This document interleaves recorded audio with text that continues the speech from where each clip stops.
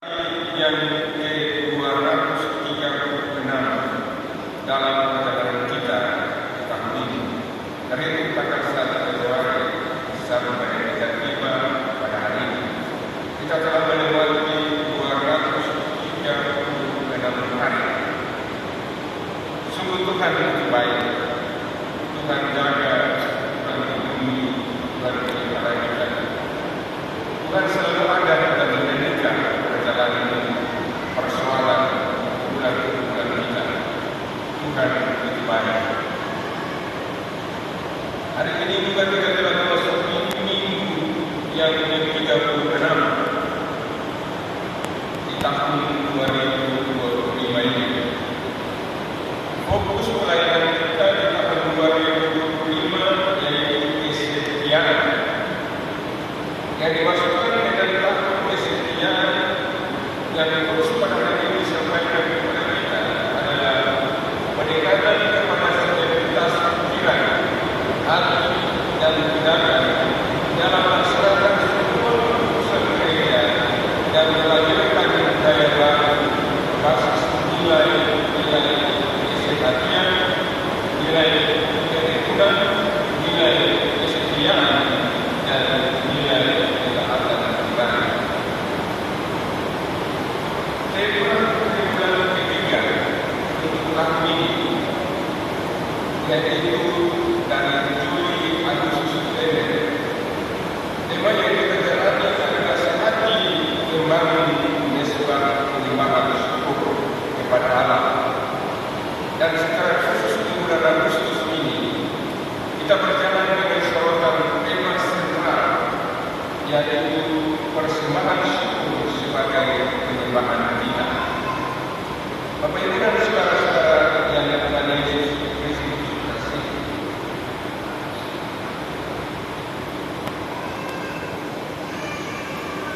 pokok bahasan khotbah dalam bulan Agustus ini adalah persembahan syukur sebagai penyembahan kita. Tema ini kemudian diterapkan dalam bentuk khotbah mingguan yang kita jalani sampai dengan minggu keempat ini. Terapkan dengan bentuk khotbah dan pada tanggal 24 Agustus 2025 pokok pembahasan khotbahnya adalah memberi dengan sukacita menjadi berkat. Jemaat Tuhan, dalam dogma Kristen kita diajarkan bahwa kita memberi karena kita sudah diberi. Kita memberi bukan supaya Tuhan memberi, tetapi kita memberi karena Tuhan telah memberi segala sesuatu bagi kita. Kita memberi karena Tuhan telah memberi nafas ini. Kita memberi karena Tuhan telah memberi umur ini. Kita memberi karena Tuhan sudah memberi istri kita, suami kita, anak-anak kita. Maka dalam dogma Kristen kita memberi bukan supaya Tuhan memberi, tetapi Tuhan sudah memberi dan kita memberi sebagai ungkapan syukur kita kepada Tuhan. Bapak Ibu dan saudara-saudara yang Tuhan Yesus Kristus kasih. Jadi persembahan kita kepada Tuhan dan berdiakonia kita kepada sesama kita adalah tanda bahwa kita sudah diselamatkan dan diberkati, bukan supaya kita akan diselamatkan dan akan diberkati. Jemaat yang dikasihi Tuhan, surat 2 Korintus ditulis dengan 3 alasan. Alasan pertama ada pada ayat pasal 1 sampai dengan pasal 7 tentang memenuhi orang yang telah menentang pengajaran Injil supaya jemaat menjadi berkat. Alasan kedua ada pada pasal 8 sampai dengan pasal 9 tentang memberi persembahan sebagai tanda orang-orang yang sudah diselamatkan sehingga harus menjadi alat selamat dan saluran berkat bagi sesama. Jemaat yang dikasihi Tuhan, secara khusus teks 1 Korintus pasal 9 ayat 6 sampai dengan ayat 15 yang tadi kita baca adalah seruan Rasul Paulus untuk bersukacita atau bermurah hati dalam memberi persembahan kepada Tuhan dan berdiakonia, melakukan pelayanan kasih kepada sesama yang memerlukan. Hal ini terkait dengan konteks dunia ini dalam konstelasi kehidupan manusia yang terpuruk dalam kesulitan, kekurangan, dan kemerosotan. Dunia dan manusia yang terpuruk dalam kehidupan ini membutuhkan orang-orang yang murah hati. Dunia yang ada di dalam kesesatan, banyak sekali orang-orang tidak berdaya yang ada tinggal di sekitar kita, yang setiap saat mengalami kesulitan. Mereka yang sakit, mereka yang tidak punya tempat tinggal yang baik, mereka membutuhkan perhatian kita semua. Oleh sebab itu, di tengah-tengah keadaan dunia yang seperti ini, kita butuh orang-orang Samaria yang berhati. Kita butuh orang-orang Samaria yang muncul di tengah-tengah jemaat ini untuk membantu dan menolong orang-orang lain atau sesama mereka di dalam jemaat ini. Bapak Ibu dan saudara-saudara yang Tuhan Yesus Kristus kasihi, teks ini merupakan inti pengajaran Paulus kepada jemaat di Korintus untuk menjadi orang yang murah hati atau bermurah hati sebagai syarat untuk memberi bagi sesama manusia dalam kekurangan dan kelemahan mereka. Jemaat Tuhan, kata kemurahan dalam bahasa Ibrani disebut dengan istilah kesed atau ken, dan dalam bahasa Yunani disebut haris atau Christotes dan agathos, yang berarti kasih setia, kasih karunia, kemurahan hati, suka memberi, dan baik hati. Dasar dari kemurahan hati atau kesed dan agathos tadi adalah sifat khusus Allah yang menghargai, menghormati, dan menerima manusia apapun keadaannya. Itulah yang menjadi dasar Allah bermurah hati kepada manusia, karena Allah mengasihi, Allah menghargai ciptaannya sendiri, sehingga Ia menerima manusia dengan kondisi dan keadaan apapun yang dihadapi manusia itu. Itulah dasar dari mengapa setiap orang Kristen dipanggil untuk bermurah hati kepada sesamanya. Ia menghormati dan menghargai sesamanya dan menerima keadaan mereka untuk ditolong dan dilayani. Jemaat yang Tuhan Yesus Kristus kasihi, pada minggu ke-4 bulan Agustus ini kita dengar bagian ini ada 3 hal yang diberitakan dalam teks kita. Pokok pertama pada ayat 6 sampai dengan ayat yang ke-11, Paulus memotivasi jemaat untuk bermurah hati dalam kehidupan antara kesamanya yang lemah dan berkekurangan, bahwa dalam menolong sesama manusia tidak boleh setengah hati atau dengan bersungguh-sungguh memberi dan menolong sesama manusia sama dengan menanam benih, seperti dikatakan dalam ayatnya yang ke-6. Camkanlah ini, orang yang menabur sedikit akan menuai sedikit juga, dan orang yang menaruh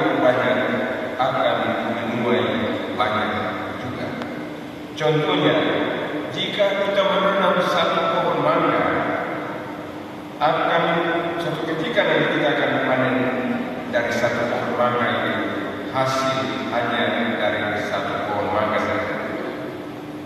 Tetapi jika kita tanam 5 pohon mangga, suatu ketika nanti kita akan panen dari 5 pohon mangga lebih banyak dari satu pohon mangga, hasil dari satu pohon mangga. Bapak Ibu saudara-saudara yang Tuhan Yesus Kristus kasihi, memberi banyak akan dikembalikan oleh Tuhan lebih banyak. Tetapi memberi sedikit, apalagi tidak memberi sama sekali, maka Tuhan akan memberikan kembali juga sedikit, bahkan tidak lagi yang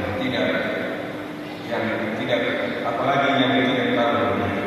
Bapak Ibu dan saudara-saudara yang Tuhan Yesus Kristus kasihi, kita dengar banyak kesaksian dalam hal memberi. Bahkan kalau pagi ini saya beri kesempatan kepada jemaat untuk memberi kesaksian pengalaman pribadi bagaimana memberi.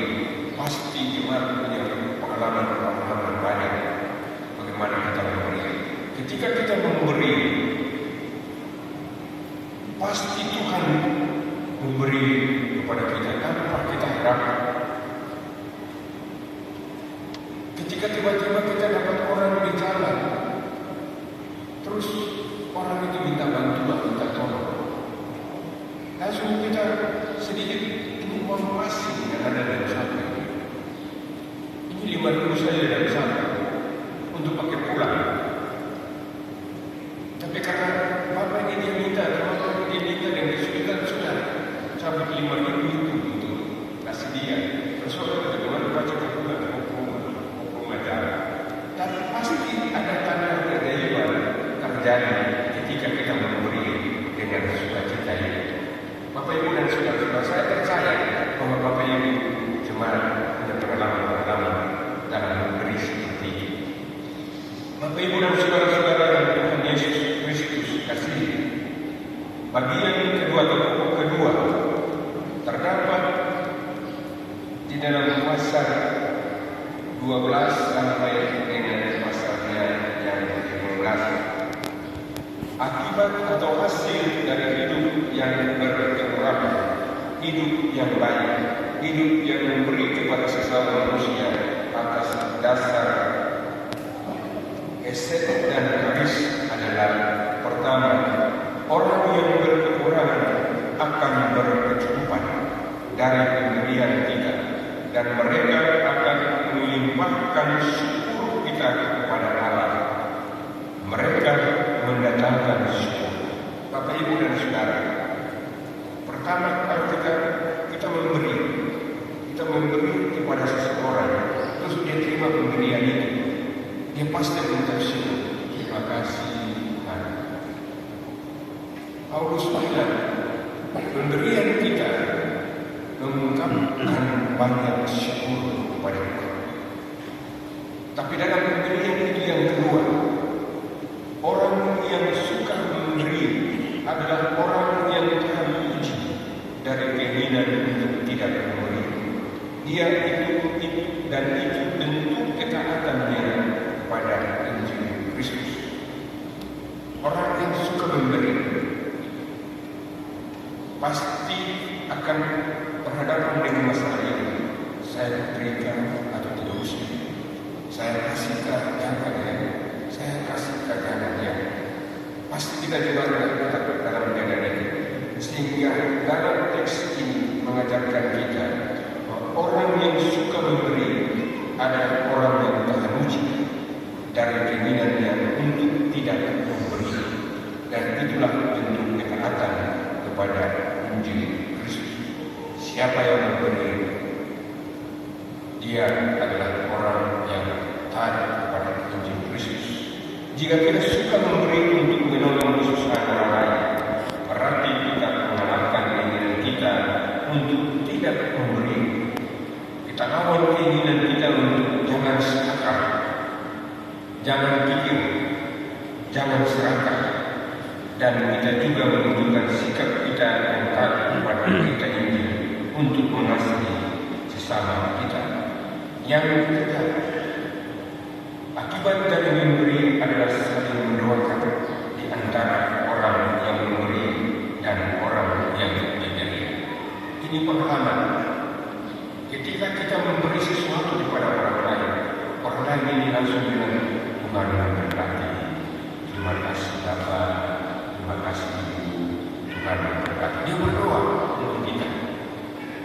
Jadi dalam memberi itu, kita juga saling mendoakan satu dengan yang lain. Dan kita percaya pasti berkat Tuhan yang datang dalam hidup kita. Ketika kita memberi, orang yang menerima pemberian itu mengucapkan terima kasih, Tuhan memberkati Bapak, Tuhan memberkati Ibu, Tuhan memberkati keluarga Ibu. Bapak Ibu dan saudara-saudara yang Tuhan Yesus Kristus.